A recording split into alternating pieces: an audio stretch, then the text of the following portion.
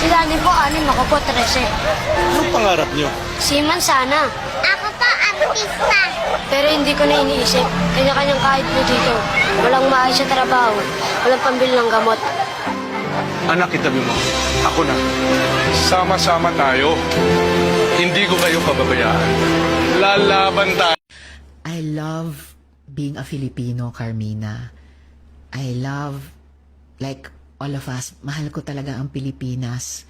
And matagal ng panahon, napapansin ko na idudugtong ko talaga yung personal na mga pangarap ko sa pangarap natin bilang isang bayan. And kapag yan ang maging landas ko, I will want it with all my heart.